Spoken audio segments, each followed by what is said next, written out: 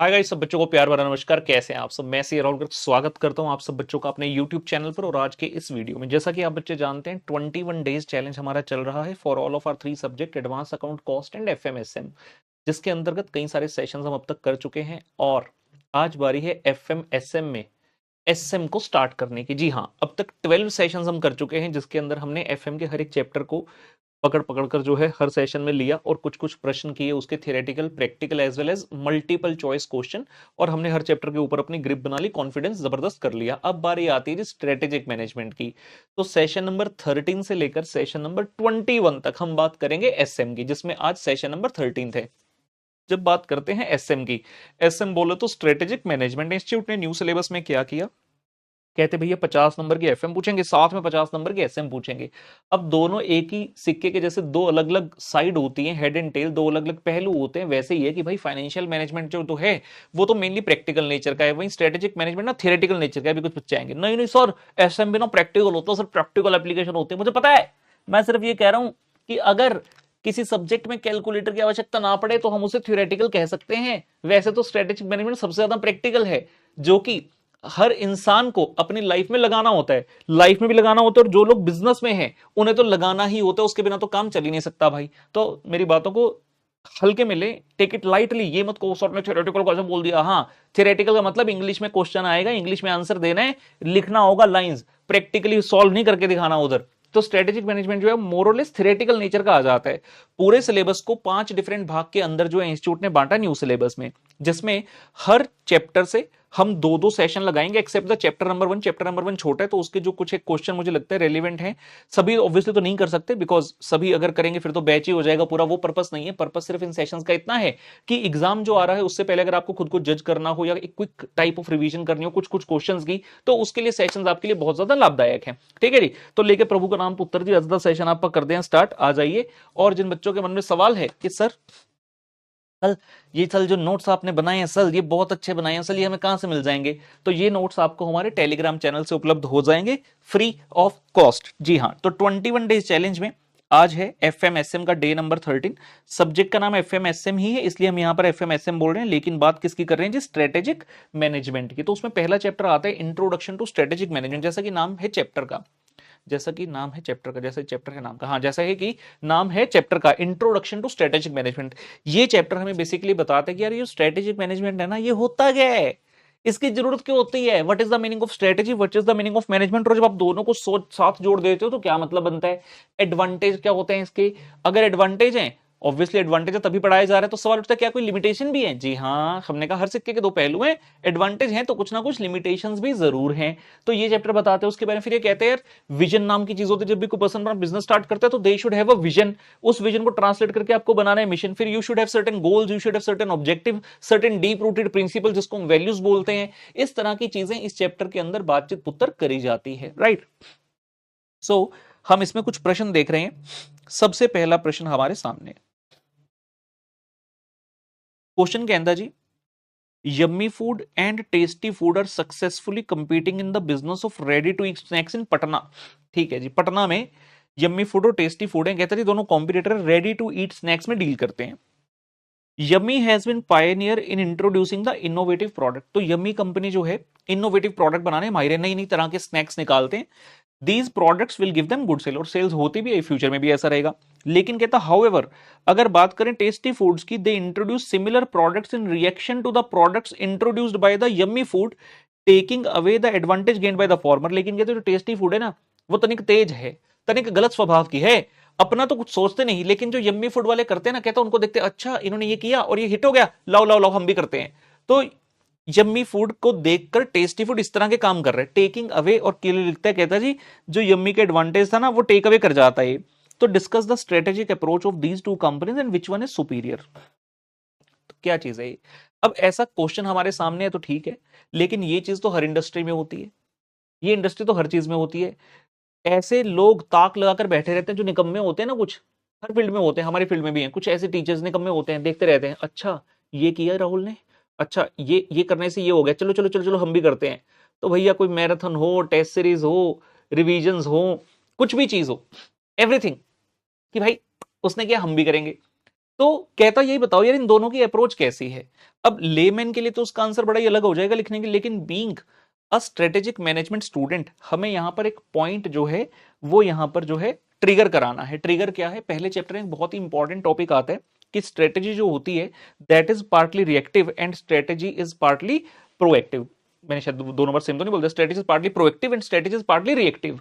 कुछ कंपनीज ऐसी होती हैं जो प्रोएक्टिव रहती हैं, कुछ ऐसी हैं जो रिएक्टिव रहती हैं, बट इन जनरल बात करें प्रैक्टिकल वर्ल्ड में जब भी कोई ऑर्गेनाइजेशन डील कर रही है तो किसी समय पर हो सकता है वो प्रोएक्टिव हो, तो किसी किसी समय पर उसे रिएक्टिव रहकर भी काम करना पड़ता है। तो हम ये कह सकते हैं कि जो ऑर्गेनाइजेशन की स्ट्रेटेजी होती है it is partly proactive partly reactive. मतलब क्या है इसका, प्रोएक्टिव का मतलब होता है कि खुद से इनिशिएटिव लेना, खुद से ऐसी चीजें करना, खुद से ऐसे डिसीजन लेना जिसके बेस पर you can attract the customers, और जो किसी और ने पहले नहीं किया। वहीं रिएक्टिव का मतलब होता है कि आपने चाहे पहले नहीं सोचा, लेकिन अगर आपको पता चल गया कि किसी और ने, किसी और कॉम्पिटिटर ने ऐसा सोचा, तो आप पीछे न रहे, आप भी वैसा सोच लो। तो इस प्रश्न में हमें यह वाला पॉइंट ट्रिगर कराना है। अब क्वेश्चन में दो फर्म्स दी हुई हैं, yummy foods and Tasty food. क्या लगता है देखकर कौन सा प्रोएक्टिव है कौन सा रिएक्टिव है? क्वेश्चन ने जैसे स्टार्टिंग में बोला कि भाई यम्मी वाला तो ना इनोवेटिव प्रोडक्ट बना रहा है, तो यम्मी कौन हो गया? जो कि प्रोएक्टिव नेचर का है, वो खुद से सोचता है, दिमाग लगाता है, सोचता है, मतलब पेन पेपर से अपनी काफी सारी ब्रेनस्टॉर्मिंग कर रहा है कि अगर मैं ऐसा करूं तो क्या होगा, ऐसा करूं तो क्या होगा, क्या मैं ऐसा स्नैक बना दूं, इसमें ये इंग्रेडिएंट्स डाल देता हूं, तरह तरह की चीजें सोच रहा है। तो यम्मी कौन हो गया जी? प्रोएक्टिव। वेयर एज जो टेस्टी फूड वाला है वो कौन है? वो सिर्फ उसको देख रहा है यम्मी वाले ने ये किया, इससे सक्सेसफुल हो गया, चलो मैं भी ऐसा कर लेता हूं। तो वो क्या स्ट्रेटेजी लगा रहे हैं? Reactive strategy, right. अब ऑब्वियसली प्रोएक्टिव रहने के अपने फायदे हैं। जब आप प्रोएक्टिव होते हैं तो सबसे पहले कस्टमर आपकी तरफ खींचा चला आता है, कस्टमर की आईज में आपके लिए गुडविल बनती है, कस्टमर को पता चल जाता है कि हाँ ये बंदा ओरिजिनल है, जो दूसरा बंदा इसको कॉपी कर रहा है वो ओरिजिनल नहीं है, चाहे सामान उसका भी बिक जाएगा। सामान बेचने से मतलब नहीं है। स्ट्रेटेजिक मैनेजमेंट के अंदर जब हम बात कर रहे हैं the purpose is not only to earn the money, उसके अलावा भी कई सारी चीजें मैटर करती हैं, उसके अलावा भी कई सारी चीजें मैटर करती है। जैसे अक्सर एक डिबेट चलती रहती है, मैं इस डिबेट का हिस्सा नहीं बनना चाह रहा, just for example I am quoting Tatas versus Ambanis. Tatas कहते हैं हम इंडस्ट्रियलिस्ट हैं, अंबानी कहते हैं भाई अपा तो बिजनेसमैन है, और लोगों ने जज करते रहते हैं ओ अंबानी जी ने इतना पैसा उड़ा दिता, और टाटा नु देखो जी टाटा तो चैरिटी कर देगा, etcetera etcetera. So business is not only about earning the money, it's also about the customer perspective. तो कस्टमर आपको किस नजर से देख रहा है, क्या आप अपने कॉम्पिटिटर से 2 कदम आगे हैं, और क्या अगर उसने आपको कॉपी कर ले तो वो हमेशा ही वो आपसे मतलब आपका एडवांटेज खत्म कर देगा? ऐसा नहीं है। हमारे अगर अंदर इनोवेशन वाला नेचर है तो हम हमेशा ही उससे 2 कदम आगे रहेंगे, हम अपना प्रोडक्ट पहले उतारेंगे। जो क्रीम होता है, कहते हैं जो क्रीम होता है, सबसे पहले क्रीम कौन खाएगा? जो सबसे ज्यादा प्रोएक्टिव नेचर का है, क्योंकि सबसे पहले आपने इस पर्टिकुलर चीज को मार्केट में उतारकर कस्टमर को अट्रैक्ट किया, अपना सामान बेचा, एंड जब तक दूसरा पार्टी समझ पाएगा, उसके रिस्पॉन्स में अपना प्रोडक्ट सोचेगा, बनाएगा, मार्केट की तरफ लाएगा, तब तक आप ऑब्वियसली कुछ ना कुछ एडवांटेज तो लेकर ही आ चुके होंगे। ओके, तो आइए देखते हैं, एग्जाम में हमें उत्तर लिखकर भी आना पड़ेगा। तो yummy foods is proactive in its approach, on the other hand tasty food is reactive. ये तो भाई वन लाइनर में हमने उत्तर बता दिया कि भाई एग्जामिनर को पता चल जाए कि अपने को पता है। नाउ हम थोड़ा प्रोएक्टिव और रिएक्टिव के बारे में बताते हैं। Proactive strategy is a planned strategy. Proactive का मतलब क्या है? जहां पर आप प्लान बनाकर खुद से चल रहे हैं। Whereas reactive strategy is just an adaptive reaction to the changing circumstances. वहां पर आप अडेप्ट कर रहे हैं दूसरे के हिसाब से अपने आप को। कंपनी स्ट्रेटेजी जो रियलिटी में होती है इज अ ब्लेंड मतलब mixture of proactive action on the part of managers to improve the company's market position and financial performance. कहता है एक तरफ तो क्या आ गया, प्रोएक्टिव एक्शंस हम लेते हैं on the part of manager की कंपनी की पोजीशन को, परफॉर्मेंस को इंप्रूव कर पाए, एंड दूसरा reactions to the unanticipated development and the fresh market conditions as well. कई बार हम चीज खुद से नहीं कर पाते, लेकिन मार्केट के रिस्पॉन्स में हमें कुछ करना पड़ता है, क्योंकि अनएंटिसिपेटेड चीज कोई हो जाती है। जैसे कि आपको एक ये दिखाते हैं जी, जस्ट फॉर एग्जांपल है, ये देखिए जी। तो ये पहली एडवर्टाइजमेंट ना पेप्सी ने बनाई, पेप्सी वर्सेस कोको कोला की मार्केटिंग वॉर्स ब्रांड्स की चलती रहती हैं। तो ये एक आप समझ सकते हैं एग्जांपल के लिए प्रोएक्टिव रिएक्टिव। लेफ्ट साइड वाला इमेज देखेंगे पहले आराम से। पेप्सी ने बनाया और क्या लिखा ऊपर, if you can read it, we wish you a scary Halloween. तो उन्होंने क्या बनाया कि भाई ऊपर से चाहे तुम मुखौटा पहन लो कोको कोला का, लेकिन अंदर से तो तुम्हें पेप्सी ही चाहिए। समझ रहे हैं? तो ये एडवर्टाइजमेंट का तरीका देखिए। इवन पेप्सी पूरा दिख भी नहीं रहा, लेकिन जब ये ब्रांड वॉर्स चलती हैं तो इन्हें पता होता है कि किस तरह से कस्टमर के माइंड से खेलना है। अब ये तो क्या प्रोएक्टिव अप्रोच, पेप्सी ने अपनी एड बना दी, इसके रिस्पॉन्स में कोको कोला ने अपनी एड बनाई। आप देखोगे इमेज एब्सोल्युटली सेम है, चेंज नहीं है, सिर्फ नीचे लोगो चेंज हो गया। पेप्सी की जगह कोको कोला, ये वाले लोगो की बात कर रहा हूं मैं, ये वाला जो लोगो साइड में दिख रहा है, ठीक है ना, ये पेप्सी की जगह क्या हो गया, कोको कोला। और साथ में क्या लिख दिया ऊपर, everybody wants to be a hero. ना if you have seen a Superman, अब सुपरमैन एक केप लगाता है, हिंदी मीडियम वाले कहेंगे जी कपड़ा टंगदा हैगा, आहो जेड़ा वो कपड़ा टंगदा हैगा उसके बिना तो वो कुछ नहीं है। तो ये सेम एडवर्टीजमेंट को इन्होंने क्या लिखकर दिखा दिया कि भाई पेप्सी ने भी हमारा के कपड़ा जो लगाया है कोको कोला, मतलब जब तक ये कपड़ा नहीं लगेगा तब तक तुम कुछ नहीं, तो कोको कोला ही सर्वोपरि है। अब ये क्या है, पहले पेप्सी ने ऐड करी प्रोएक्टिव, उसकी रिस्पॉन्स में कोको कोला कह रहा है भाई तू हमें छेड़ रहा है, अब देख हमने पहले कुछ नहीं किया लेकिन तू हमें छेड़ेगा तो अपन तेरे को छोड़ेंगे नहीं। तो ये वो वाली चीज है। तो प्रोएक्टिव वर्सेस रिएक्टिव इस तरह की वॉर्स एक्सेट्रा चलती रहती है, एग्जाम पर्पस के लिए आएगा तो आपको कुछ कीवर्ड्स याद रखने हैं, सारे का सारा टेक्निकल लैंग्वेज जो हम पढ़ रहे हैं एज इट इज लिखने की कोई आवश्यकता नहीं है। आगे फर्दर पढ़ते हैं, कहते हैं if organisation resources permit it is better to be proactive obviously rather than reactive. Proactive होने का मजा ही कुछ और है। जब आप प्रोएक्टिव होते हैं, मैंने कहा कस्टमर का पर्सपेक्टिव आपकी ऑर्गेनाइजेशन की तरफ बनता है, जबकि अगर आप रिएक्टिव हैं तो कस्टमर भी कहते हैं कि नहीं भाई ये तो कॉपी करके ही लाएगा, इससे बेटर है जो ओरिजिनल बना रहा है पहले अपन उससे जाके सामान लेते हैं।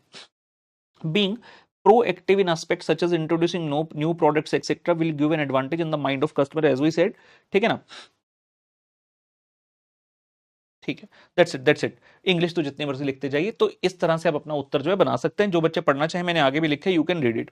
Okay, then there comes another question, कहता जी are there any limitations attached to strategic management. सीधी बात, नो बकवास वाला फंडा हो गया। कहता भाई बताओ क्या स्ट्रेटेजिक मैनेजमेंट की कोई लिमिटेशंस हैं?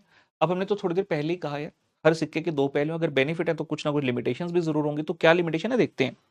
The presence of strategic management cannot counter all the hindrances and always achieve success. There are limitations to which are as follows। सबसे पहला क्या बता रहे हैं जी, कॉम्प्लेक्स एंड टर्बुलेंट एनवायरनमेंट। इसका मतलब क्या है ना, स्ट्रेटेजिक मैनेजमेंट जब हम पढ़ते हैं तो हम पास्ट के बारे में बात नहीं करें, हम फ्यूचर के बारे में बात करें, because day by day every business is continuing towards its future. आपको फ्यूचर में क्या करना है, कितना कमाना है, किस किस जगह पर अपने ऑपरेशन स्टार्ट करने हैं, क्या डिसीजन लेने हैं, कौन से नए प्रोडक्ट लाइंस लानी है, कौन से प्रोडक्ट लाइंस में एग्जिस्टिंग प्रोडक्ट को खत्म करना है, इस तरह के डिसीजन आपको लेने हैं। मतलब डिसीजन जो है फ्यूचर के लिए है, और जो फ्यूचर है उसके बारे में कोई जानता नहीं।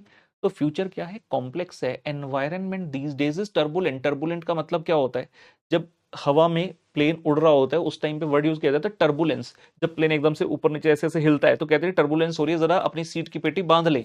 तो कहते हैं आज के डेट में तो जो एनवायरनमेंट है वो डायनेमिक है पूरी तरह से, क्योंकि किसी लोकल एनवायरनमेंट की हम बात नहीं करें, किसी लोकल ज्योग्राफिकल एरिया की बात नहीं करें, हर ज्योग्राफिकल एरिया आज की डेट में एक्सपोज हो चुका है। अगर हम कहें इंडिया के मार्केट, सिर्फ इंडिया के जी नहीं, इतने सारे ग्लोबल प्लेयर्स हैं जो फॉरेन से आकर यहाँ पर अपने बिजनेस सेटअप कर रहे हैं, सामान अपना बेच रहे हैं, चाहे फैक्ट्रीज यहाँ पे लगा रहे हैं, बिना फैक्ट्री लगाए अपना सामान यहाँ पर एक्सपोर्ट कर रहे हैं और सेल कर रहे हैं। तो एनवायरनमेंट तो टर्बुलेंट है। तो स्ट्रेटेजिक मैनेजमेंट को बहुत ही सोच समझकर आपको यूज करना होगा। And it may be very much possible कि आप कुछ चीज सोचो कि यार ये हो जाएगी, इसके रिस्पॉन्स में ये कर लेता हूं, लेकिन आपने जिस अजम्पशन के बेस पे अपनी चीज स्टार्ट की, हो सकता है वो अजम्पशन ही ट्रू ना हो। तो हम कह रहे हैं कि भैया environment is highly complex and turbulent. It is difficult to understand such complex environment and exactly pinpoint what is going to happen in the future। तो जो भी आपने फ्यूचर के बारे में एस्टिमेट assumption लगाई है, it may go wrong and your all plans may jeopardize। Example के लिए 1-2 साल पहले इलेक्ट्रिक व्हीकल का बहुत तगड़ा बोलबाला हुआ, सब लोगों को लगा यार ये तो बढ़िया मस्त चीज है, नए नए प्लेयर्स आ गए मार्केट में, बेचने वाले नए नए ब्रांड्स आ गए जिनके बारे में लोगों ने पहले सुना भी नहीं था, और लोगों को लगा कि यार चलो एनवायरनमेंट की भी रक्षा हो जाएगी। हालांकि वो बैटरी जो है वो बस क्या ही कहें, उसके बारे में आप खुद ही पढ़ लेना, petrol diesel versus this battery and all, कि कितनी इसमें सच्चाई है। तो लोगों ने भी सोचा कि चलो यार एनवायरनमेंट का भी हो जाएगा भला, और दूसरा सेविंग, कॉस्ट की बड़ी तगड़ी सेविंग हो जाएगी, क्योंकि पेट्रोल डीजल के रेट इतने हाई जा चुके हैं कि भाई हमें उससे निजात चाहिए। तो लोगों ने फटाफट से लेने स्टार्ट कर दिए, और कितने सारे लोगों ने इन्वेस्टमेंट करके प्लांट्स लगा लिए, ऐसा कर लिया वैसा कर लिया, जॉइंट वेंचर कर लिया फॉरेन वालों के साथ। लेकिन फिर इंडिया में न्यूज आने लगी, सड़क पर चलती हुई स्कूटी ने पकड़ ली आग, जल गई स्कूटी। हैदराबाद में एक बंदे ने अपने घर पर रात को चार्ज होने के लिए लगाई स्कूटी, रात को फट गया बम उसके अंदर, फट गई बैटरी, कितने सारे लोग इंजर्ड हो गए। अब अगर एनवायरनमेंट कॉम्प्लेक्स ना होता, अगर ये टर्बुलेंस के बारे में पता होता, तो क्या लोग इसमें इन्वेस्टमेंट करके इस बिजनेस में आते? आंसर है नहीं, नहीं आते। लेकिन ऐसा हो गया ना, तो this is a clear example. Then कहता है टाइम कंज्यूमिंग प्रोसेस। कहते दिखने में तो बड़ा आसान लगता है, स्ट्रेटेजिक मैनेजमेंट कर लो, स्ट्रेटेजिक मैनेजमेंट कर लो, लेकिन इतना आसान नहीं है। It's a time consuming process. ऐसा थोड़ी आप बैठे हो, आज राउंड टेबल पर 4 लोग बैठे हैं, डायरेक्टर कहते हैं हमें लग रहा है ऐसा होगा ऐसा होगा, चलो ऐसा कर लेते हैं। No, it's not like that. तुक्के वाली बात नहीं कर रहे, हिट एंड ट्रायल नहीं है। अगर अच्छे से स्ट्रेटेजिक मैनेजमेंट करना है तो you will need to spend a lot of time to see first of all what is happening around you.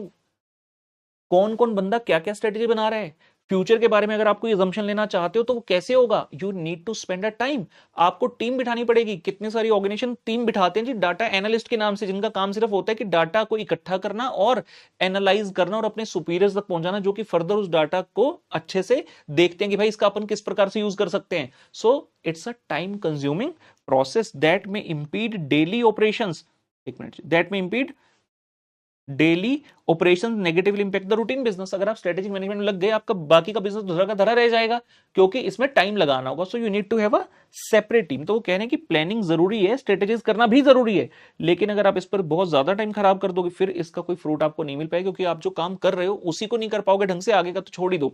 तीसरा कहता है जी कॉस्टली अफेयर, ये बढ़िया चीज है। स्ट्रेटेजिक मैनेजमेंट ऐसा नहीं है कि इसी सस्ते में निपट जाएगा, कॉस्टली अफेयर है। हम कहते हैं स्ट्रेटेजिक मैनेजमेंट के अंदर, फॉर एग्जांपल जितने आपके चैप्टर्स में आप पढ़ते हो कि भाई एक्सटर्नल एनवायरनमेंट का एनालिसिस होगा, इंटरनल एनवायरनमेंट का एनालिसिस होगा, फिर उसके अंदर फर्दर डिस्टिंक्शन होती है, माइक्रो एनवायरनमेंट है, मैक्रो है, फिर भाई पॉलिटिकल है, इकोनॉमिक है, सोशल है, लीगल है, तरह तरह के एनवायरनमेंट है। हर एक की डीप स्टडी करने के लिए यू नीड द रिसोर्सेज। सबसे पहले तो लोग चाहिए आपको, टीम चाहिए, उस टीम के लिए आपको पैसे खर्च करने पड़ेंगे, सैलरी देनी पड़ेगी। देन तरह तरह की मैगजीन्स से डाटा आप निकालोगे, एक्सट्रैक्ट करोगे डाटा, तो काफी सारी कॉस्ट आपकी इस काम में इन्वॉल्व हो गई। इसलिए यूजली जो छोटे बिजनेस होते हैं वो तो इसे अफोर्ड ही नहीं कर पाते, और कई मिड साइज बिजनेस होते हैं उन्हें लगता है कि हम कर लें, लेकिन जब इस तरफ चल पड़ते हैं तो लगता है कि यार बहुत सारा पैसा हमारा जा रहा है, जो कि पैसा अगर हम यहां ना लगाते तो हम अपने नॉर्मल बिजनेस ऑपरेशंस के लिए लगा देते। कहने का मतलब अगर हम बॉटम लाइन कहें तो बॉटम लाइन यही है कि आपको एक्सपर्ट लोग चाहिए इस काम को करने के लिए। अगर आप सोच रहे हो कि एग्जिस्टिंग टीम में से कुछ लोगों को साथ बिठाकर आप स्ट्रेटेजिक मैनेजमेंट कर लोगे, तो ऐसा नहीं है। So it's a costly process. Strategic management adds a lot of expenses to an organization. Expert people need to be engaged. Efforts are to be made for the analysis of external environment, internal environment, to devise a strategy for proper implementation. आपको implementation के लिए अच्छे leaders चाहिए जिनका hands on experience हो, कि जहां पर उन्होंने strategies को execute करवाया हो, implement करवाया हो, तो इन सभी चीजों के लिए पैसा चाहिए। These can be really costly for the organization with limited resources, particularly when small or medium organization create the strategies to compete. तो इसलिए small और medium organization compete कर ही नहीं पाते, बिकॉज उनके पास इस चीजों के लिए पैसा ही नहीं है। अंतिम कहता है difficult to estimate the customer response. थोड़ी देर पहले भी हमने पढ़ा कि भाई पार्टली प्रोएक्टिव पार्टली रिएक्टिव। अब हमने कहा यार मान लो कोई कार मैन्युफैक्चरर है, अब कार्स मैन्युफैक्चरिंग में अगर आप देखोगे, हर किसी ब्रांड के पास जिस सेगमेंट की कार है उससे कॉम्पिटिटिव दूसरे सेगमेंट की कार है। जैसे कि मान लो मारुति के पास स्विफ्ट है, तो ह्युंडई कहता भाई हमारे पास i10 i20 है, समझ रहे हो। अब मारुति अगर कहता भाई मेरे पास ब्रेजा है, या फिर और कोई भी जो उन्होंने निकाली हुई अपनी गाड़ियां एसयूवी टाइप, तो ह्युंडई क्या बोलता है भाई मेरे पास वेन्यू है उसी सेगमेंट में, क्रेटा है, टाटा कहता भाई हमारे पास भी है, पंच है, नेक्सॉन है। तो हर सेगमेंट की सिमिलर गाड़ियां होती हैं, तो हर कॉम्पिटिटर एक दूसरे को देखकर अपनी गाड़ी का सिमिलर सेगमेंट में उतार देते, थोड़ा बहुत ऊपर नीचे प्राइस वगैरह करके और थोड़ा बहुत फीचर ऊपर नीचे करके। लेकिन ये पता कब चलेगा आपको? पहले आपको ये पता होना चाहिए कि कॉम्पिटिटर क्या करने वाला है, तभी तो आप उसके रिस्पॉन्स में स्टेप लोगे। लेकिन कहता आज की रेट में यार कॉम्पिटिटर की रिस्पॉन्स को समझना बड़ा मुश्किल है। कॉम्पिटिटर क्या करने जा रहे हैं, it is very difficult to understand. अब कॉम्पिटिटर आपको बताकर थोड़ी करेगा, वो तो अपनी ऑर्गेनाइजेशन के अंदर बैठा छुप छुपाकर डिसीजन ले रहा है, आपको कैसे पता चलेगा? So it says in a competitive scenario when the organisations are trying to move strategically, it is difficult to estimate the response to the firm strategies. It is difficult to estimate the competitive response of firm strategy. It is difficult to estimate the strategic planning of competitor because most of these decisions are taken within the closed doors. Example के लिए, कभी आप road पर जाते हैं तो आपने कुछ ऐसी गाड़ियां देखी होंगी, गाड़ियां होती हैं जी ऊपर कवरिंग लगी रहती है, उसको कहते हैं कैमोफ्लेज। बेसिकली क्या होता है, जब गाड़ी कोई कंपनी निकाल रही है तो सिर्फ ऐसा तो है नहीं कि गाड़ी उन्होंने लॉन्च कर दी और अपना फैक्ट्री में बना ली। भाई पहले रोड टेस्टिंग होगी, उसकी ड्राइविंग कंडीशंस देखेंगे, उसके बेसिस पे जो डाटा बनेगा कि क्या इकोनॉमी है, कितनी टॉप स्पीड है, 0 to 100 कितने में जाती है, वो ऑब्वियसली उसके लिए तो आपको रोड पर टेस्टिंग करनी होगी ना, and to check the stability etcetera. लेकिन अगर रोड पर आपने गाड़ी उतार दी लॉन्च से पहले, तो कॉम्पिटिटर की तो नजरें गड़ाए बैठा है, कॉम्पिटिटर के अच्छा जैसे इनकी गाड़ी निकाली है, चलो भाई चलो फटाफट से असेंबली लाइन में अपनी मैन्युफैक्चरिंग लगाओ, हम भी करेंगे। लेकिन ऐसा नहीं होता। कॉम्पिटिटर जब भी अपनी गाड़ी टेस्ट करता है, जो मैंने कहा आपने रोड पे कभी देखा होगा, तो ऐसी कैमोफ्लेज गाड़ियां घूमती हैं जिनके जो पूरी तरह से कवर्ड होती हैं, सिर्फ इनका आगे का शीशा, पीछे का शीशा, ते फ्रंट लाइट, ते टेल लाइट, सिर्फ ये वाली चीजें होती है जिनको गाड़ी चलाने के लिए चाहिए। उसके अलावा दे डोंट रिवील एनीथिंग कि क्या गाड़ी का डिजाइन रहने वाला है। तो यही बात हम कह रहे हैं यहां पर पुत्र कि it is difficult to estimate the competitor strategy these days, ठीक है ना। So these are certain limitations. Exam में अगर आता है आपको नाम चारों, complex turbulent environment, time consuming, costly affair and difficult to estimate competitor response, ये कीवर्ड्स हैं, ये याद होने चाहिए। इसके अंदर आप अपनी लैंग्वेज में लिख सकते हैं, कोई दिक्कत दिगल पुत्र है नहीं। ओके, मल्टीपल चॉइस है हमारे पास कुछ। कहता है जी व्हाट इन्वॉल्व्स 4 ऑप्शन है, इनमें से बताओ what involves formulating, implementing and evaluating the cross functional designs which enable an organization to achieve its objective। कहता भाई इनमें से क्या टर्म है जो बताएगा कि फॉर्मुलेट भी कर रहे हैं, इंप्लीमेंट भी कर रहे हैं और इवेल्युएट भी कर रहे हैं। पहली ऑप्शन स्ट्रेटेजी फॉर्मुलेशन, अरे फॉर्मुलेशन तो सिर्फ एफ डिसाइन कर रहे हैं ना, इवेल्युएशन सिर्फ इवेल्युएशन के लिए, इंप्लीमेंटेशन सिर्फ आई के लिए, कौन सी ऐसी चीज है जिसके अंदर तीनों चीजें हैं? चौथा ऑप्शन है स्ट्रेटेजिक मैनेजमेंट, और हम जानते हैं यही हमारा करेक्ट आंसर है। स्ट्रेटेजिक मैनेजमेंट कहते हैं कि भाई स्ट्रेटेजिक मैनेजमेंट क्या है, ये कहता है हमारे अंदर फॉर्मुलेशन, इंप्लीमेंटेशन और इवेल्युएशन सब चीजें आ जाती हैं, हम कंप्लीट पैकेज हैं। And the one more dash are the deep rooted principles which guide an organisation's decision and action. कहता है इनमें से बताओ कौन सी चीज है जिसको हम कह सकते हैं कि हाँ ये हमारे प्रिंसिपल्स हैं जिसके बेस पे ऑर्गेनाइजेशन के सारे डिसीजन और एक्शन जो है चलते हैं। वैल्यूज है, क्या इसको गोल कहते हो या ऑब्जेक्टिव कहते हो, नन ऑफ द अबव। क्या है इसका answer correct? Values. So values are the deep rooted principles which guide an organisation's decisions and actions. ठीक है जी, तो आज के सेशन के लिए इतना ही। मुलाकात करेंगे पुत्र अगले सेशन में। अगर आपको वीडियो पसंद आया तो लाइक जरूर कीजिएगा और चैनल को सब्सक्राइब करना ना भूले। Bye bye.